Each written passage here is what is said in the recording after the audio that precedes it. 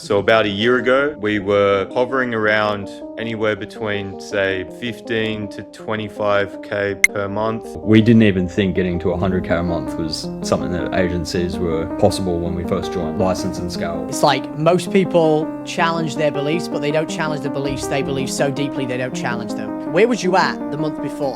So we were at 55, and then over the next month, got up to 125. Money is infinite. It's always going to be printed. There's always going to be opportunity to make more. Time, you're never going to get it back. Our jobs is the more money we make, the more we must invest to save time. Sam and Hugo, what's going on, gentlemen? How are we doing today? Always good, Cam. Yourself? Good, man. Very good. Very, very good. So for the people that do not know you two, I know we've known each other. You've been in the program for a long while now. I know you guys started off, correct me if I'm wrong, in like the weekly masterclass group or Launch and Land, Yep. one of the two, right? It was the weekly group that we had before It was. License and Scale. It's over a year Wow. ago now. Crazy. So give us a rundown of what kind of business you run, where you're at revenue-wise now, and then we can work our way back in terms of from a year ago. We running a marketing agency, obviously doing ads management as well as having a call center, so appointment booking in the gym space. So about a year ago, we were hovering around anywhere between, say, 15 to 25K per month. 25K definitely been on the high end. I think about a year ago, we did about 15. It was a little bit turbulent. Just to give other people context as well, so main deliverable is like gold standard, ads, call center. Is there anything Exactly. unique, or is it pretty much just like same as everyone? Pretty copy and paste. Bingo. Yeah. Keep it simple, right? Same as us. Yeah. Funny story. I know you guys came in to the weekly group. So before License and Scale, Launch and Land was even a thing, we had this weekly group that was like, I can't remember how much it was, like $500 a month or something like that. Yeah. And it was like a call a week and stuff. Was you at that 15 to 25K range then? Yeah, we would have been at about 15 or 20K then. So I think it was about December 2023 now. 24. 24, sorry, 24. Yeah. 24. So you were there, and I remember that you were dabbling around in that group because we launched a higher ticket thing, and I was trying to upsell your ass for a long time, and you guys took so long to eventually come into that thing, and then you joined. So I want to go step by step here. If we take it back to when you were at like the 15K range when you first joined the group, what were the necessary steps that helped you get up to, let's say, 50K a month initially? And what do you think was the biggest thing that was holding you back, whether it be a mental block or just something you didn't know? Yeah, good question. I think at any step of the journey, for Hugo and I, the biggest block has been a mental thing. I mean, even now, sitting at above 100K a month, to get to that next stage is always going to be a mental thing. Even hopping on, coming before the mastermind, hopping on this call even, it's like, we always think to ourselves, what's our biggest constraint? And usually we kind of always, it is that mental thing at each stage for us. I think the great thing about License and Scale is it's such a clear pathway and roadmap. So we knew when we came on, we didn't have the right foundations for client acquisition. So one of the big things was we were still doing all the sales, we were doing all the CSM work ourselves. I think we were doing appointment setting for our clients potentially at that point. Trench Yeah. level shit. I do definitely remember Hugo was doing media buying like 6 months ago even. So I think, definitely the biggest thing is probably that perspective shift on delegating, allowing people to do the job better than us. So at the moment, we're at a stage where all of our sales is delegated, all of our CSM work is delegated, media buying, appointment setting. And I think the biggest thing from joining License and Scale is that shift in perspective and mindset of like, oh, wow, that's actually something that's possible. I mean, to be completely transparent to anyone listening to this, Hugo and I probably say this himself as well. We didn't even think getting to 100K a month was something that agencies were possible when we first joined License and Scale, or at least beforehand. So yeah, definitely the mindset shift. That makes sense. And then recently, obviously, we had the mastermind last month in Dubai. You guys came out and you hit the 100K. You guys were trying to push for that for a while. And then I noticed something where it's almost like something switched and then you fucking shot up from like, where was you at the month before? So we were at 55, and then over the next month, got up to 125. So you pretty much doubled the business in the span of 30 days. Like, I asked this question a lot and people are just like, oh, well, we just spent more on ads. Was it just like, we literally just spent more? Or was there like other things that went into that? It's a good question. It's actually something we've been trying to reflect on a bit. There is obviously, the simple answer of yes, we did spend more on ads. We really did focus on client acquisition, upfront cash. But I do genuinely think it was an identity alignment, and it's something that we're trying to like reverse engineer at the moment. So our next goal was to get to 100K profit months, and we want to be consistently hitting that 100,000 profit. So kind of sitting at that 250,000 revenue consistently. I would say, and you're kind of right, Cam, that there was like a switch. It was a switch in identity, not really for the reason behind it. It's something we're trying to figure out now at the moment. Like, why was it? But I feel like we just knew we were going to hit it. Just like that gut feeling. You already had it before you had it, right? Exactly. It's usually how it happens. And then having that identity is then everything became very natural. Like you expect that, okay, well, because I'm 100K per month agency, I shouldn't be doing all this low leverage stuff. Like I shouldn't be taking sales calls every day. I shouldn't be doing this, shouldn't be doing that. And we can have other team doing that for us so we can focus on the highest leverage things. And by having that identity, then you actually do those actionable things that align with that. I heard this quote one time, which I think was really good from a book. It's like identity lags reality by 2 or 3 years. And if you're not aware of it, you have to wait a long period of time until your identity matches where you are financially, mentally, physically, everything. It's funny, like even I noticed that certain times I'll engage in activities and patterns that are completely misaligned with, like, if I look at my situation from a third person perspective, I'm like, why the fuck would I entertain doing this thing with the amount of money that I make, as an example? And it's the same for everyone. It's like probably why you guys were pulling decent profit, doing decent numbers, and you were afraid of letting go of certain things. Because it's, again, identity lags reality by 2 or 3 years. And now you guys are in a position where you have more money that's coming in. You know that you can get to 6-figure months. I mean, you've already done it. And now it's a case of getting there 100K a month profit. It is just a game of the exact same thing. It's amplifying what was already historically working and letting go of more of what you've already let go of. It's like, in order to get to like 20, 30K, 40K, even 50, 100 in rare scenarios, it's just brute force, sheer will, you guys doing everything. But in order to get up from that point, you must let go of more. In order to get up, you must give up. So it's like you let go of more through time. So to go from 100 to say 1 million a month, it's like, great, my goal is to be the commander watching over the team on the battlefield and making sure that they're in the right places, attacking from the right angles. That's really what it is. And it's letting go of things at every level that you think you can't delegate. Like, obviously, when you guys were in sales, you might have thought nobody can sell as good as me. It's a big limiting belief people have. And then you let go of it. You're like, oh, maybe they can sell at least decently as good as me, if not better. Like, I've got closers on my team now that I believe genuinely can sell better than me, as an example. Yeah, we're at a similar point now where when we first got our sales team on, we definitely had that limiting belief. Now they are doing better than us. So, and it's good when we're in Australia and we work with US clients waking up to, $10,000 pips in the morning. No better feeling.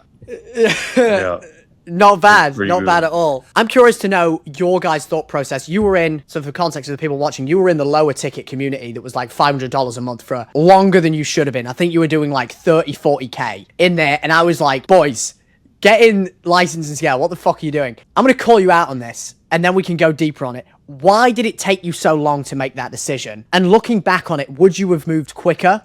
I think And this is a why? good question for Hugo to answer.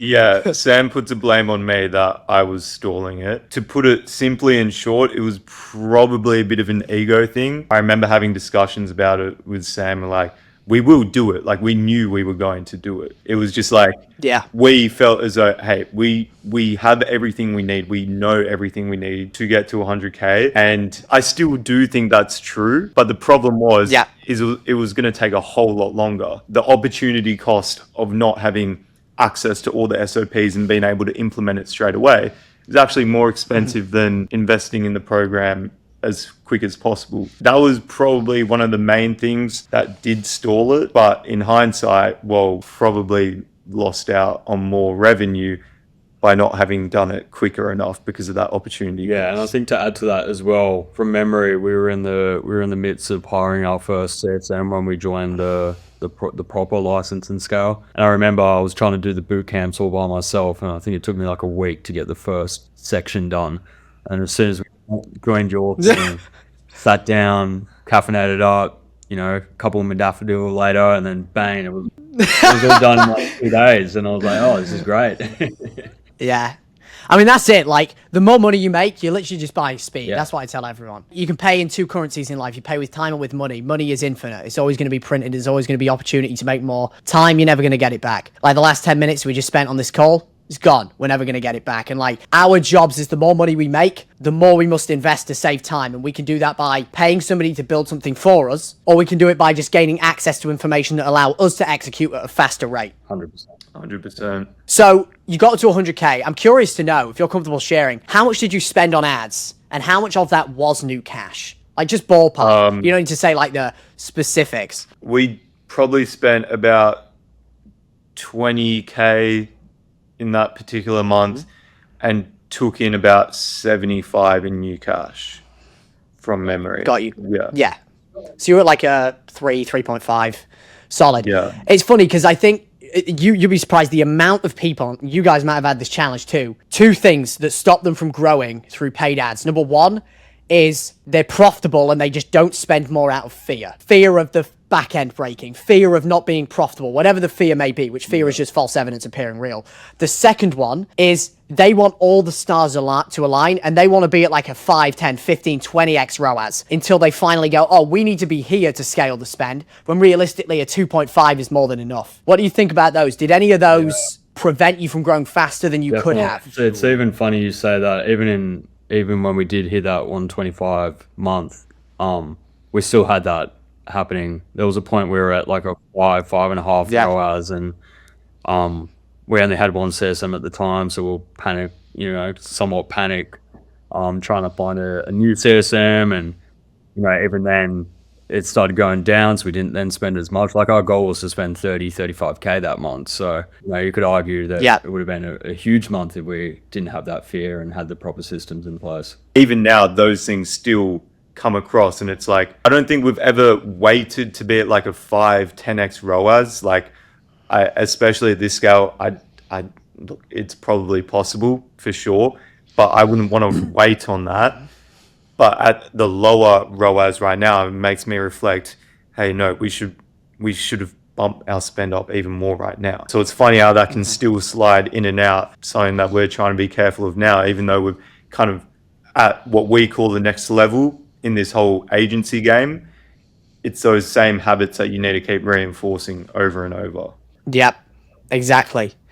And what's the goal with the agency for you guys? Is it to get this thing up to, do you want to push it up to like $500,000 a month? Do you want to coast it at a few $100,000? Or are you still figuring that out? Yeah, a good question. And something off the back of the mastermind we really reflected on a lot. I think coming to Dubai, being surrounded by a bunch of people, it was really eye-opening for us. I'm sure, as everyone said at the mastermind, it kind of reshapes your beliefs and the urgency and speed at which you act on things. The thing that at least I got away from this, and I'm sure Hugo could probably touch on it as well, was that kind of learnt what we don't want more than we do want, weirdly enough. I think we kind of came in with at least for myself, kind of came in with the ego of like, oh yeah, I want to be doing 500K, a mil a month, all this, but really actually reflecting on it post mastermind. Yeah, I think, 200, 250K, 100K profit, but being really consistent, stacking up a lot of capital and enjoying the lifestyle. I mean, we like going to the beach, we like going surfing, we like going to the gym. So, and kind of focusing then on potentially another opportunity from there, at least for myself. Yeah, I mean, at the mastermind, I remember on day one, we were like, hire operations manager and hit 500K, and then kind of coming out of that again, similar to Sam, kind of realized, okay,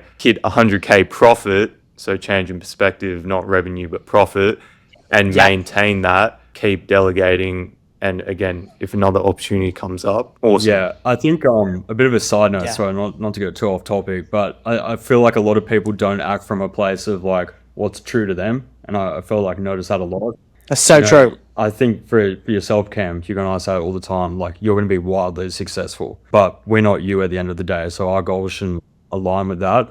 So I think acting from a place of congruence as well is going to help us get there quicker. So yeah, feeling good about it all. I completely agree. It's like most people challenge their beliefs, but they don't challenge the beliefs they believe so deeply they don't challenge them. And it's like a lot of the goals that people set are just goals that aren't even theirs. They've just been indoctrinated onto them. And I think that's a very healthy thing initially. That's why I intentionally indoctrinate everybody in the program, whether they know it or not on a conscious level, that if they're not at 100K a month, they are poor. Because it is so beneficial initially, because you need the money at that point. Once you get there, you can decide.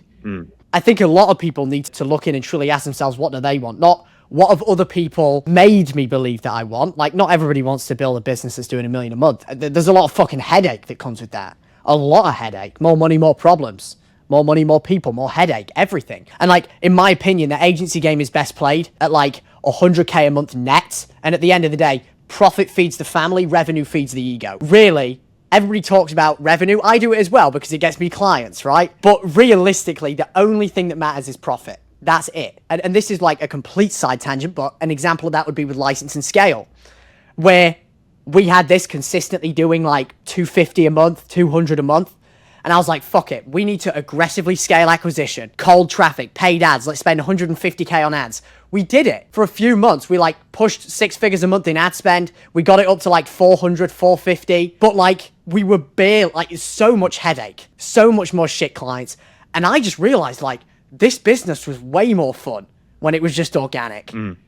So why don't I just run it like it's supposed to be ran, like a true info business, which is cash flow, 70% margin, clients that I enjoy being around, and then just use that to fuel whatever the main thing is that I eventually want to get even higher than that if I want to do so, you know? Complete side note, but like I completely agree with you. It's important to know what you want. Yeah, that's kind of where we're at with things, which is a liberating feeling. Feels like kind of like a weight off the shoulder.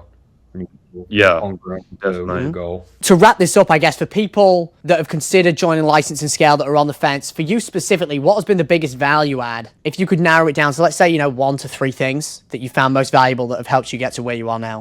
One thing for me, I'll start off with, like, obviously there's the SOPs, there's so many things in there, but compared to other groups I've been in, the types of agencies or people in your group, I feel as though I get along with so much and also learn from so much, and are way more like, I don't want to sound like a wanker, but sophisticated in the agency space, because to be in your group, it probably means that they care a lot about fulfillment, they care about systems and actually like reputation and stuff like that. So that's one of the biggest things that I didn't really know what to expect going into it with, but I've now realized, and that doubled down when we went to the mastermind as well. 100%.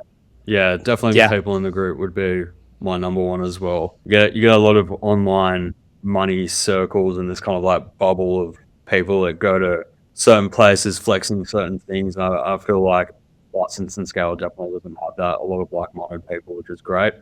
And then obviously the SOPs are fantastic. Plug and play. There's a lot of Cam puts a lot of detail into it, so you can literally just plug and play into your business, which is excellent. Boom. Cool. Well, gentlemen, I appreciate you hopping on. Let's scale this boy. Let's make it profit. Let's go sip cocktails on the beach in Bali. 100%. Let's go. Let's do it. All right. Thank you. Appreciate you hopping on. Peace.